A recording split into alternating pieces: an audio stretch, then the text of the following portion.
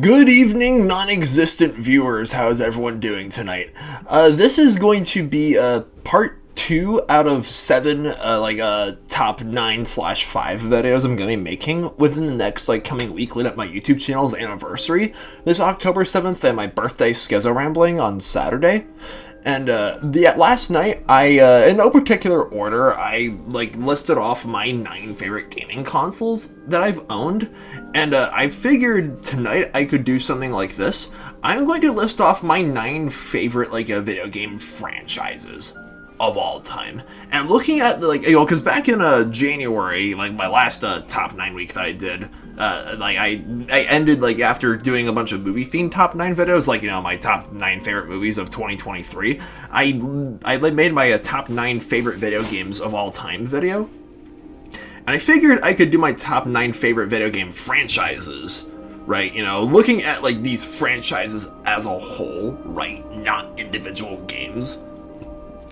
Keep in mind that this list is based purely off of my opinion and from the gaming franchises that I have played. There are so many franchises that I haven't really played as much as I'd like to admit.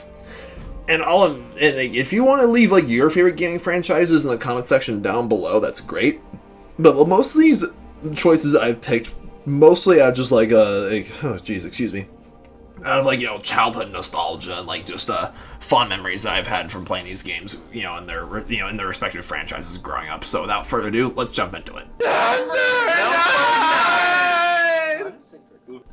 Kicking off my list, my number 9 spot goes to The Elder Scrolls, which the main reason why it's not higher up on my list, to be completely honest, is I didn't quite know what else to put for my number 9 spot.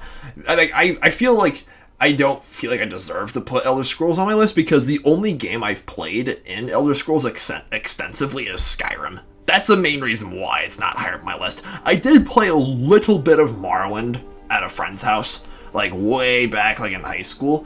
But yeah, Skyrim is one of my favorite video games of all time. I have, a little tiny collection of, Skyrim beanies that I wear every winter when it gets cold out, and, Skyrim has just been, it's been there for me ever since middle school, ever since my friends Joe and John showed it to me and got me hooked on it. Just the world, the characters, the music, the soundtrack. It's my favorite gaming soundtrack of all time. The Skyrim theme song, I play that every November on the Skyrim's anniversary on Veterans Day every year. And the world, I even got my friend Mark an Elder Scrolls cooking book as a birthday present. The lore, the world, and just, again, all the different races and the monsters and the weapons and the skills, the whole open world, it's just, it's so breathtaking. It's I majored in English at CSC with a concentration in creative writing, and I have Elder Scrolls and a certain other franchise that, we'll get to later, and, other fantasy classics like Harry Potter and Avatar: The Last Airbender and The Lord of the Rings to thank for inspiring me to write fantasy and, pursue, a creative writing career and, juggle out my, the zoo career, of course. And yeah, I needed to play Oblivion at some point. I can understand why people criticize Bethesda for, milking Skyrim too much, remastering it again and again. They should remaster Oblivion at some point for the Series X. I would so buy that. I would buy... I still don't have a Series X. I still have an Xbox One. I would buy a Series X to just play Oblivion remastered, Bethesda. Take notes. Number 8! My number 8 spot, kind of the black sheep of this list, or should I say, the black bear of this list, is the Zoo Tycoon franchise. I know there's only Zoo Tycoon and Zoo Tycoon 2 and Planet Zoo. It's technically not in the Zoo Tycoon franchise, but it's made by the same people who made Zoo Tycoon. But yeah, I grew up, my sister and I played the absolute heck out of the first 2 Zoo Tycoon games when we were kids on the PC. This is, again, I'm not a PC gamer, probably never will be, but this is the only PC game I've, ever played extensively. I just have so many memories of playing this game with my sister and my friends. I would have my friend John over at my house when we were kids, and this game, it brought our inner psychopaths so much. I talked about this in my top 9 favorite gaming franchises of all time video back in January. I'll say it again here. We would just throw little girls into the crocodile exhibit, and with the complete collection, with the Marine Mania and Dinosaur Digs expansion pack, we would just release all the dinosaurs and the prehistoric animals, just set them loose onto the visitors. And those were the days, man. And just like building a zoo, because again, I've wanted to have a career in the zoo field like ever since preschool, and like I would like, you know, this game is like the game where you could, like, both Zoo Tycoons, you could just uncage your imagination. And Zoo Tycoon 2, I put Zoo Tycoon 1 on my list back in January instead of Zoo Tycoon 2, because Zoo Tycoon 2, it's like, I feel like the vanilla game, the vanilla dinosaurs, the extinct animals expansion pack were just a little more limited compared to like the first Zoo Tycoon. Like, the first Zoo Tycoon had, like, you know, the complete collection had Bigfoot, Yeti, Loch Ness Monster, Spinosaurus, like giant tortoises, you know, and some particular animals that for whatever reason just chose not to include in Zoo Tycoon 2, but Zoo Tycoon 2 is just a lot more liberating in terms of like customization with like the animal exhibits and like food and enrichment for the animals. I feel like it's just more detailed, so like I can understand why. I never played Zoo Tycoon 2 with mods, so I feel like because again, I didn't really know how to like mod games when I was a kid, but like, oh my gosh, there's so many mods of Zoo Tycoon 2, it's not even funny. But yeah, it's too bad that I don't have like a Dell or like any non-Apple computers anymore, because I would kill to get either Zoo Tycoons on Steam, because I did my friends taught me into getting Steam recently, so I'll check out that more soon.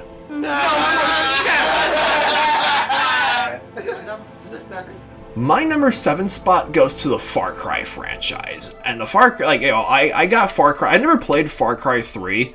But I watched a Let's Play for it, like, you know, back summer 2014 when I heard that Far Cry 4 was coming out. I was like, oh my gosh, I so need to get Far Cry 4, because Far Cry 3, like, with the Let's Play that I watched for it, I was just so blown away by its story. With Vlas Montenegro, probably one of the greatest video game villains of all time. And Pagan Min from Far Cry 4 is also a super compelling villain. Like, the story in Far Cry 4, like, I played that game, you know, I made a whole Let's Play for it back in the day, and like I just love how like Far Cry 4, like, it tackles themes like, you know cultural heritage, because Ajay Ghale goes back to Kyrat to, you know, scatter his mother's ashes, and he gets wrapped up in this whole civil war, and it's like it critiques both left-wing and right-wing extremism with when you have to choose between like a Sabal and like Amida's missions. Like, Amida wants to modernize Kyrat, Sabal wants to, you know, bring it back to its like a more conservative, traditional, like religiously fanatical place. And like, while Amida is just a lunatic, by if you keep choosing her missions, she becomes like honestly a communist homicidal maniac. Oh my gosh. Okay. More on that later. And Herc, oh my gosh, Herc, he appears in both Far Cry 3, Far Cry 4, Far Cry 5, and Far Cry New Dawn. He is hilarious. One of my favorite video game characters of all time. Herc is just this stupid redneck that loves to blow stuff up, and he loves monkeys and elephants. And you can ride elephants, and you could, you know, in Far Cry Primal is so underrated. Like, you play as Takar, the Beastmaster, you get to tame saber-toothed cats and wolves and bears, and you fight Neanderthals and the Azila tribe, and like, the world is just so immersive. And it's so creative too. People have like compared Far Cry, be like, hey, it's like Call of Duty meets Skyrim. Not so quite. Far Cry is just, it's really just its own thing, and it feels unique. I couldn't, like, you know, Far Cry 5 also has a beautiful soundtrack, and the Montana setting works surprisingly well for its setting, and, you know, the whole, like, the cultists in Far Cry 5, die, sinner! Yeah, I've been to Montana. Not super inaccurate. But yeah, I couldn't really get into Far Cry 6. That's like the one, like, kind of miss. But if there is a Far Cry 7, I'm very curious to see, like, where the next setting is gonna be. Number 6! Alright, my number 6 spot goes to the Kirby franchise. My sister and I played the absolute heck out of Kirby Air Ride on the GameCube way back in the day, and I got Kirby Superstar Ultra. And like on the DS back in the day, in Kirby, what's there not to love about Kirby? He's just so cute. He's a little pink puffball that like floats and inhales bad guys, so that little noise, and like, you know, copies his enemies' abilities, and he dances, and he has his little hands, and like, you just every time I see like a plush of Kirby at a Best Buy, I'm just like, Kirby! I just want to hug it. It's like, I don't understand why I haven't bought one yet. I should probably buy a stuffed Kirby, like Squishmallow or Squishable, at some point. And who could possibly forget the other characters in the Kirby franchise, like King DDD. That name is just so funny. It's just DDD, King DDD, and Meta Knight, and you know, Knuckle Joe, and just the adorable cast of characters, and like, and the world, and, you know, because he's an alien who copies enemies' abilities. And yeah, like, He's also my favorite character to play as in a certain other franchise we'll get to later, so let's get to it. Number 5! Okay, going to my top 5 choice. My number 5 spot goes to Sonic the Hedgehog. The Sonic franchise, I was such a huge fan of Sonic as a kid. Like, I was like a fanatic about Sonic.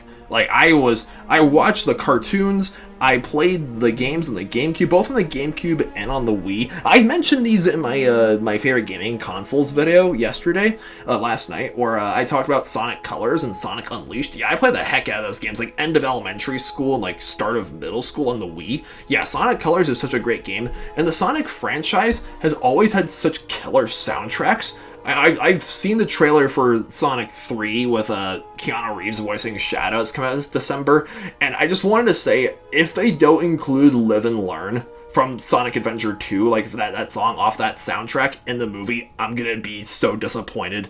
Because Live and Learn, it's such a hard rock banger from Crush, where it's like, live and learn, living on the edge of tomorrow, live and learn. Just, there's so many iconic songs from the Sonic franchise, like, the Sonic Colors also has a great theme song, again, from Crush 40, and Sonic Unleashed is such it's unique, where, like, Sonic becomes possessed by this dark chaos crystal, so at nighttime he becomes this, like, this werehog sort of monster, where he loses his speed but gains, like, stretchy arms and, like, really sharp claws and strong muscles. It is also kind of, like, it's also arguably one of the darkest, like, Sonic games, because there is blood in it. It has, like, an E10 rating for fantasy violence and, like, animated blood. So as a elementary schooler, I was like, whoa, what direction is this franchise going in?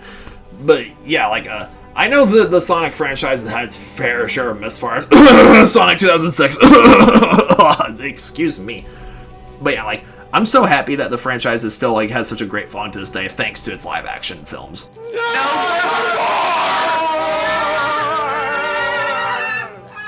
Let's go! My number 4 spot goes to the Mario franchise. Oh my gosh, Mario franchise is just so vast.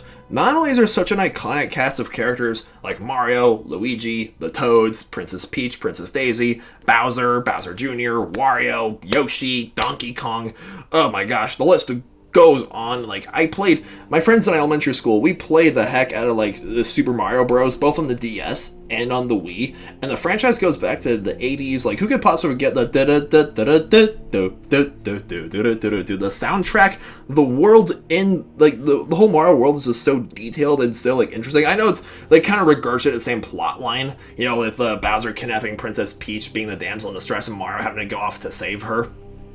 And, like, the worlds, and, like, who can forget Yoshi or Donkey Kong, and, like, so many, like, the power-ups, like, the Fire Flower. Like, I played Super Mario Bros. I also played Mario Kart Double Dash and Mario Kart on the DS and Mario Kart on the Wii, and as well as, like, there's Mario Galaxy, there's Mario Party, there's Mario vs. Sonic, like, at the Olympics, even, like, oh my gosh. And of course, the film that came out last year was just such a love letter to the fans of the franchise, and I was so happy to see the Mario movie last year just, like, crush at the box office, and I really am excited to see if Illumination does anything with it next.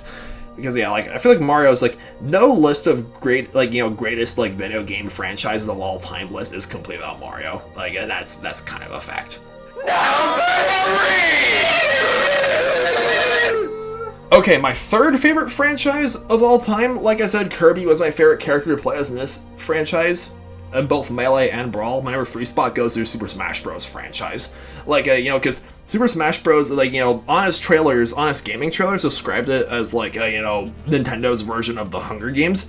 Yep, not too inaccurate. Literally all the Nintendo characters just fighting each other in these arenas. And yeah, like, I remember my sister and I playing, like, Super Smash Bros. Melee. We were kids. And Super Smash Bros. Brawl, which I put that as my second favorite game of all time in my top 9 favorite games of all time video I did back in January. Yeah, that game was, like, my life in 4th grade. Like, again, just so many characters going head to head. Meta Knight was so broken back then. I remember like in like high school, I would have Nick, John, and Anthony over at my house, and Nick beat us all. It's like Anthony would just get mad. He'd be like, "Oh, Nick sucks at this game." It's like, no, he just beat us all. Yeah, he just picks Meta Knight and he spams. And yeah, Kirby was my favorite character to play as in Super Smash Bros. Brawl, as well as, like, so many other characters. I regret to say that I've never played any of the Legend of Zelda games, but Link was also one of my favorite characters to play as in Super Smash Bros. And so many other characters, again, you got Mario, you got Bowser, you got Yoshi, you got Donkey Kong. Certain Pokemon are introduced as characters, Lucario especially in Super Smash Bros. Brawl, and who can forget Jigglypuff's, final smash where she just inflates Jigglypuff and just knocks everyone off the stage. And the storyline in Super Smash Bros. Brawl was also really great as well. And they incorporated Solid Snake and Sonic. Just, oh man, there's just so much to love about the Super Smash Bros. Franchise. Number 2!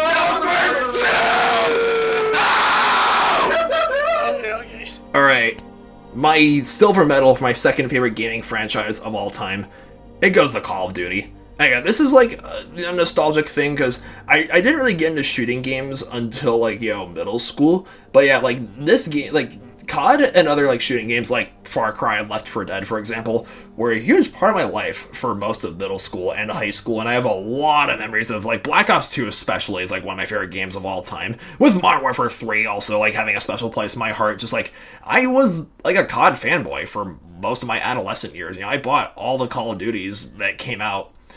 Except I didn't get Modern Warfare 3, and honestly I'm not really bothering with the franchise anymore within recent years. But yeah, I still I played the heck out of Black Ops 3 and the 2019 Modern Warfare reboot, and I played the campaign for Modern Warfare 3 in middle school, and I think Captain Price is one of my favorite game characters like of all time. And yeah, the cutscene in Modern Warfare 3 where Soap dies, like, I'm not gonna lie, that almost got me tearing up. Like, I remember playing that in middle school, just like, rest in peace, Soap. And yeah, like, so many, like, there's different characters, and multiplayer is just, even though, like, obviously Call of Duty's not a fantasy game, but it still made me a lot more creative, like, with my, when I'm, like, just trying to write, because I love action movies, I love action scenes, I want to write my own action scenes, and, Call of Duty kind of inspired me to, like, write action scenes for my, various, like, artistic endeavors. And, who can possibly forget COD Zombies? Again, like, probably the most iconic zombie game of all time. With, personally, Left 4 Dead is also one of my close, favorites. But yeah, I know the franchise has arguably had a lot of highs and lows over the years. Like, I haven't played too much Warzone, but yeah, I'm glad I hope the franchise can come back to its whole glory again. I haven't really bought it much in recent years, but it's always gonna have a very special place in my heart.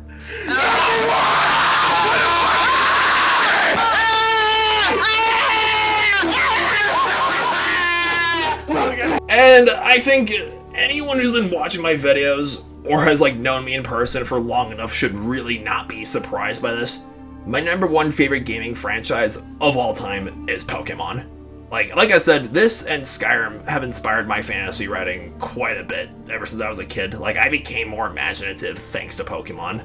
Way back when in the day, I was a fanatic for Pokemon. My sister got me hooked on it when we were kids, and she stopped playing video games, when she was in middle school, and she would just grill me for, being too obsessed with Pokemon, which, I'll admit, I was really annoying about it, especially in 6th grade. Jeez, I would just, who can forget, I grew up with, the Hoenn days, Fire Red, Leaf Green, Ruby, Sapphire, Emerald, and then, the DS with the, Diamond, Pearl, Platinum, Heart Gold, Soul Silver. And like I said in my video I made last night, I have a Game Boy Color sitting at my dad's house somewhere. I have Pokemon Crystal and the Game Boy Color. And, the franchise kept going on, the remakes, the world, the Pokemon, so many different, honestly, I feel like I've talked so much about Pokemon in other videos. There's nothing I could say about it here that would do it justice. Because I love the world and just just the escapism that is Pokemon. One of my favorite things to do when I'm traveling, I would bring my DS or my 3DS or nowadays my Switch to on airplanes or on buses, or just when I'm going out of the house to go to a grocery store and sit in the seating area, just play my Switch and just catching the Pokemon, just exploring the world, the forests, the jungles, the grasslands, the mountains, the rivers, the oceans, and all the legendaries, and just how the world is just so inspired by both real life animals and biodiversity and mythological ones. There's so many Pokemon based on mythical creatures, and there's so many fan theories surrounding it. The lore is just so endless, and it's a cultural phenomenon. There's the games, there's the anime, there's the soundtracks to both. There's Detective Pikachu, the film adaptation. There's so many anime movies of Pokemon. Just oh my gosh, I'm just gonna end the video right here before it goes on for much longer. So yeah, there you guys have it. My top 9 favorite gaming franchises of all time. Thank you so much for watching this video. And like I said, what's your favorite gaming franchise of all time? Let me know in the comments down below. And subscribe to my channel, please. You guys have a good night. Stay peacefully.